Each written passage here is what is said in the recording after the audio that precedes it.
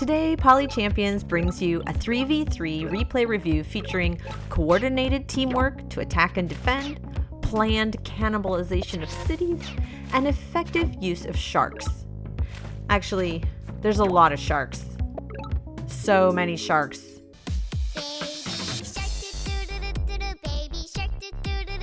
Well, not those kind of sharks, but sharks definitely are key players in winning this season game.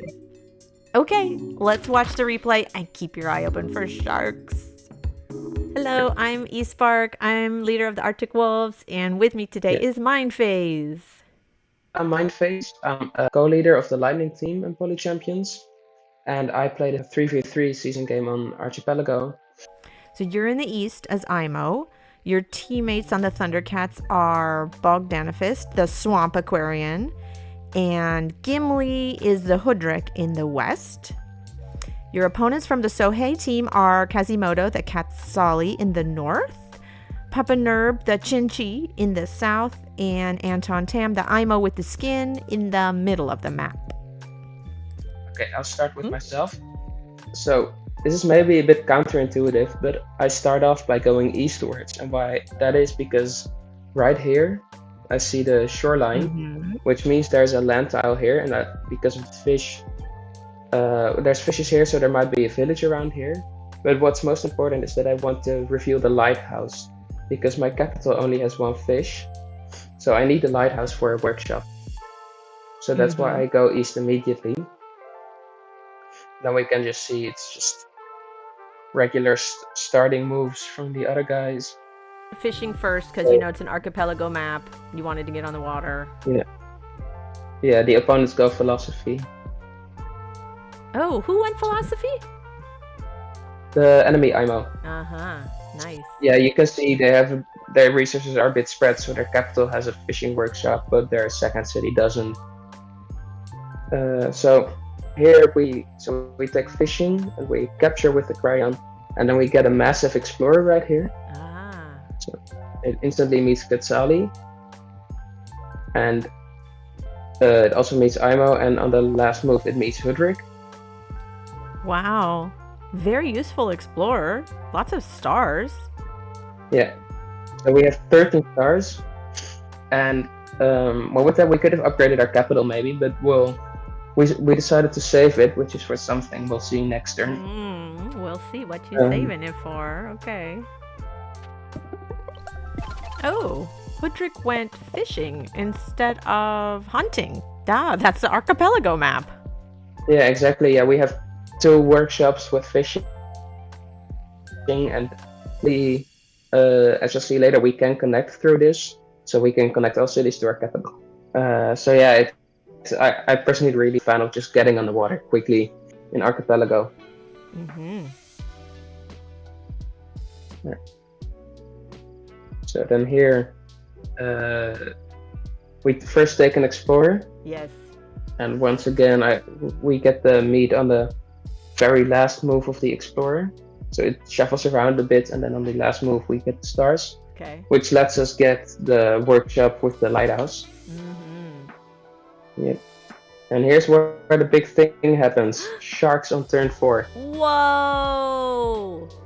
Sharks already? But you could only afford that because your explorer met 2 other tribes and you had a lot of stars. Wow. Yeah, exactly. So it really wasn't an easy decision to make here. Because generally sharks, they are pretty weak, because they can just be fairly easily countered by riders, by warriors, by archers, because they're just cheaper and they'll kill it with just 2 of them. But here we know that we can steal this Katsali city. Sharks, they're very expensive, so going for them like this, you can see now we're on 5 stars per turn, and we're really committed now. We can't really go for crabs, we can't get jellies, and normally like that's the best part, crabs and jellies. That's the best part of the aquarium. But the reason here, you can see we have 3 fruit, we have 2 animals on our capital, and here on our south city we have 2 farms. Yeah. And a couple fish. It's really just, there's no coherence in resources. And then there's one final factor. We have our Imo is right behind the Aquarion. So in the end, we can just get our IMO and we can just eat the cities of Aquarion, because I know I'm gonna be fairly uncontested. Like, we economy for IMO and we can get some giants going and just really get a strong army later to just for the later game. It's just gonna be way stronger. So it sounds like you decided to go for sharks because you don't have parallel resources in your Aquarion cities. You can't get crabs there. And eventually you'll let your IMO teammate just take over your cities. Yeah, there's one final factor in going for sharks, because we know that Quetzali, they're cut off in the northern corner over here. So they'll be forced on the defensive because of the early pressure we give with sharks. But sharks actually do pretty well into defenders, because defenders don't hit back, and that's where sharks Oh, are right. weakest, Because because they Quetzali has damage. good defenders, but sharks don't take retaliation. Yeah. Cool. So sharks versus shields actually is a good play there. Yes. Yeah. All right. Getting some workshops. Exploring a bit here. We get, I think this explorer meets Quetzali, and it just meets Quetzali. Yeah. Okay. So we get the Altar of Peace, get some stars. Yeah, in my view, we can see this ruin here. So that's what we send our Aquarian to go for. So here we siege. Yes. And then we send the warrior towards the ruin. You set that We up get a work. because you had vision. You planned it with the shark and then kill with the warrior. People just expanding. So yeah, getting here underwater. Oh, is IMO getting a giant? Yeah. I think I already calculated the first plan for this around turn 4. Okay. Next turn we can connect both cities to get the remaining population for the giant. So we just have hunting and fishing. That's all we need for the giant. With the port connections. Yeah, exactly. That's and on the other hand, this is where their IMO, they dropped the Altar of Peace for a workshop on their northwestern city. Yeah. So they don't have the quick giant. Yes. But it's a bit of a choice for more economy rather than the giant. And they take the explorer to sabotage. I think that's a mechanic the YouTube viewers should be familiar with. Yeah, we call that sabotage, or because if you know they can't keep the city, it's better to get the explorer, get the vision, and then you deny your opponent the workshop. Yes. Exactly. Oh, Jinchi got the ramming tech from a ruin. Now they can upgrade their rafts to rammers. Yeah, they get rammers from ruin. They get a hit here, and then they kill so that raft was on its way to the village over here. But maybe that was a bit greedy from us, and they are able to kill it pretty easily. So we connect this, we get a level 3, we connect the other city, and here's the giant. There's the giant. Hello, big giant. Go to Hudric's point of view real quick. So we could have went on the ruin here last turn, but instead we tried to get to this village. But as we see on the IMO turn, that was a bit too greedy. Yeah, you can't. They can just shoot it, and now we can. You can't get that village. Should have gone for the ruin. Yeah. We get from the ruin, we get riding, so we just train a couple Aquarian riders, amphibians. Nice thing of picking Hudric in Archipelago. So we get population growth for a nice giant. And then before we get a giant, we made an archer here, and it's just sitting here shooting at the port.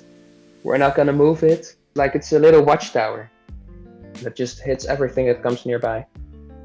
So you're not going to use that port to put units in the water. You're just going to shoot with the archer. Yeah, and if we would actually step in the water here, we would just always be getting hits. So we would not have any use from that port.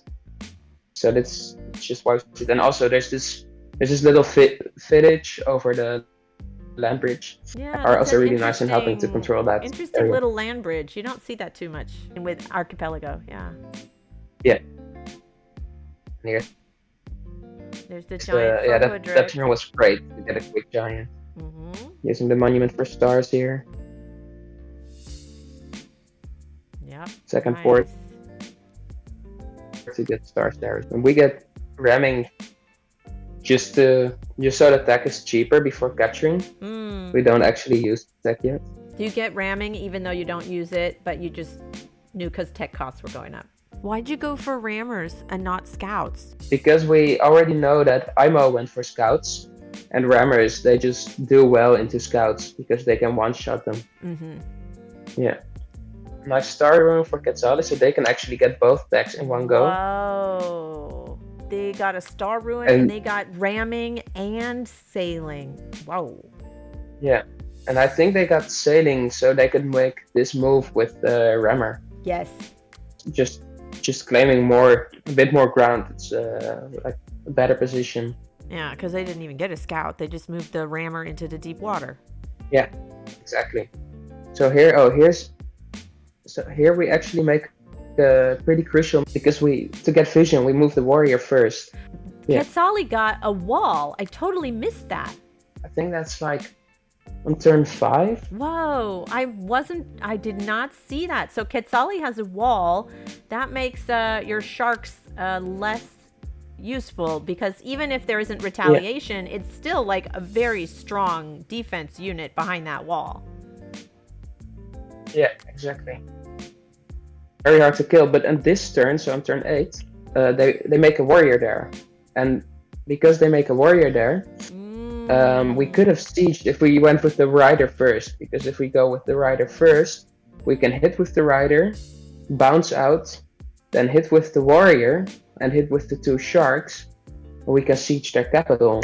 And if we check the point of view of Quetzali here, they could have unsieged, because they just make a scout and they have the rammer already. Yeah. But it's a big loss. It's 5 stars per turn that they would lose from it. It sounds like you could have played that better. It was a missed opportunity. It was just the start of the turn and we were just like, yeah, just move the board. As soon as we moved it, we realized, we could have sieged. It's just a bit of an unfortunate error. Okay. We meet me on the village for some stars. But Aquarion is population capped, right? Because we didn't upgrade our cities, we are actually population capped here and here. So we can only make a shark here. And it's not really safe to make a shark here. Chinchi uses the rammer to capture that village. Yeah, they go out of the rammer to go onto the village, it's a bit tricky, but it does deny us the village for a couple turns. Yeah, it's costly to disembark the rammer, but they made the choice. They wanted that village.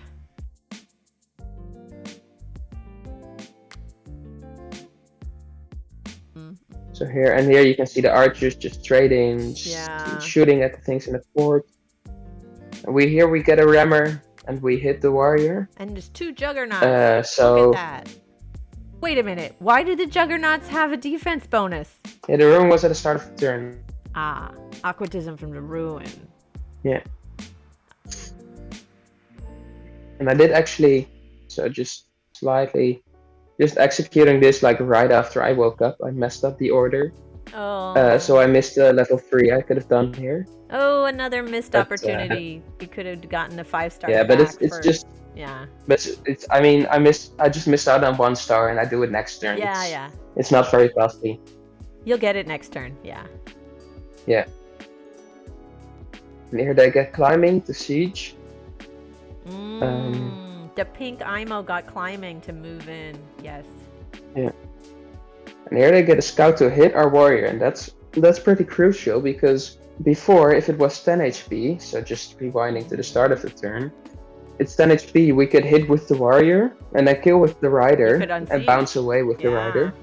And then I can make a new unit. Yes. But now, after they hit, you cannot. We can still unsiege. Yeah, you can still unsiege, but you have to hit with the rider first and then move in with the 5 hit point warrior. And that 5 hit point warrior is not enough to prevent from an unsiege. They're going to take it again.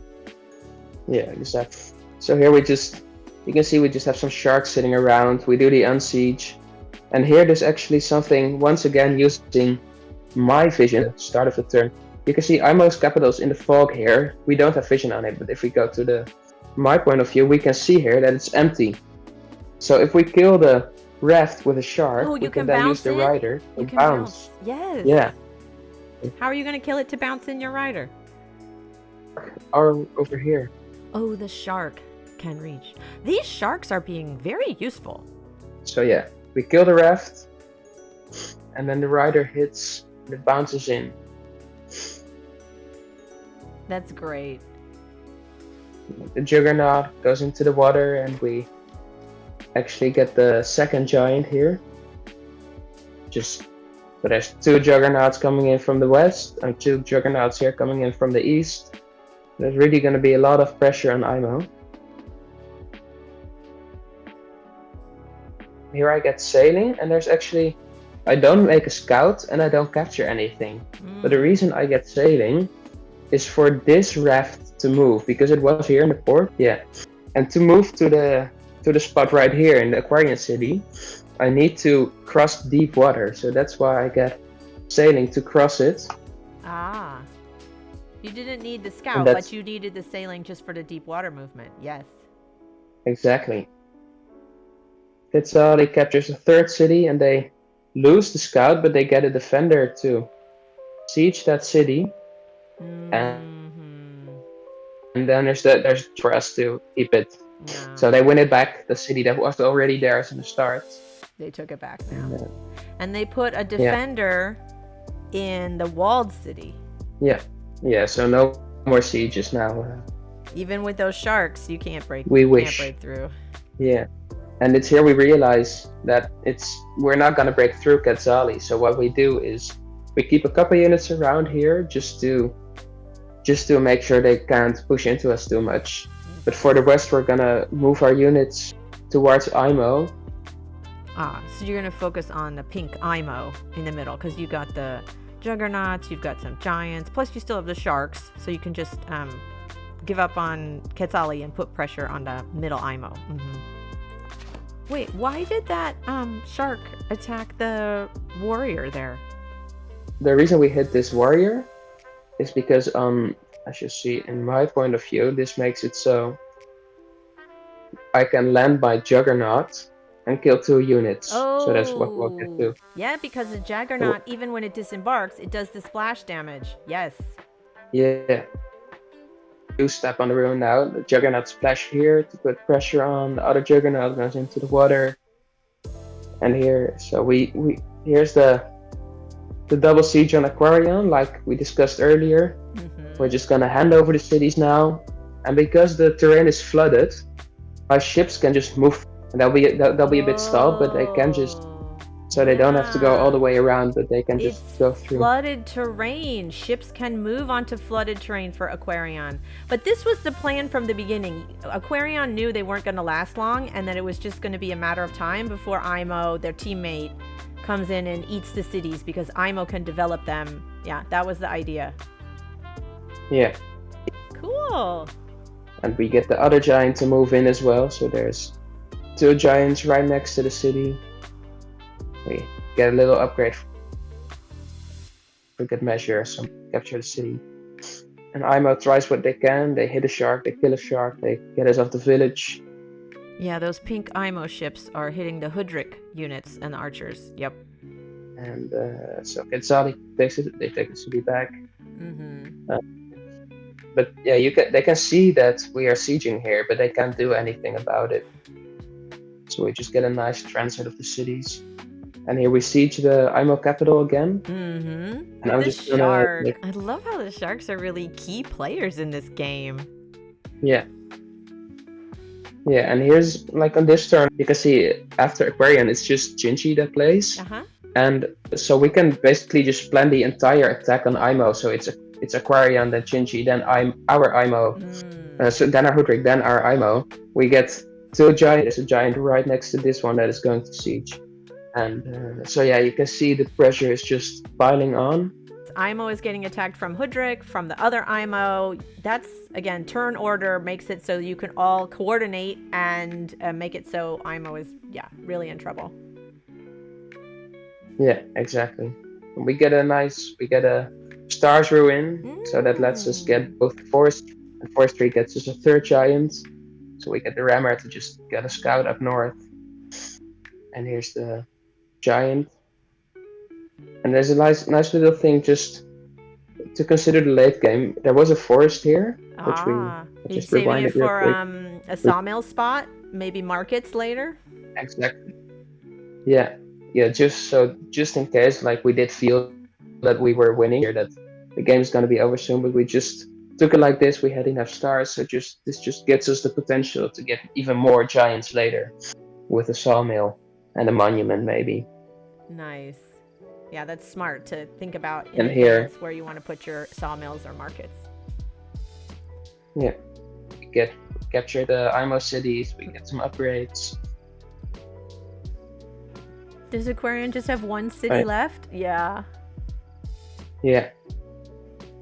Although you're sieging that other pink IMO, so we'll see. Maybe you get that one. Yeah. And there, yeah, the giant moves in, so IMO is siege on 3 different sides. Yeah. And everything is damaged. They can unsiege their capital, but they can't unsiege these 2 cities. So I play out my turn. I get another giant with the Grand Bazaar I got because I have 7 cities now. Ah, yeah. Port connections giving you the monument for Grand Bazaar. And this is where they resigned. You can see the IMO is a bot. Okay, so here's where they gave up and you won. Nice, very nice. Great use of sharks, some key use of explorers to get vision, and then I love how you planned to have your ally IMO come in and take over the Aquarion cities. Like at that point, IMO was just dominant. Yeah. Yeah. Yeah, it's really just a very dominant position we had at the end. It was a fun season game. Strong opposition, they played well. But apart from like the siege we missed, I do think we played pretty nicely as well. Yeah. All right. So, yeah. Thank you so much for talking me through it. Cool game with sharks. I like that. Yeah, you're welcome. Thanks for watching. Please like and subscribe. It helps us a lot. Come play Polytopia with us. A link to our Discord server is in the description. Take care. See you on the next one.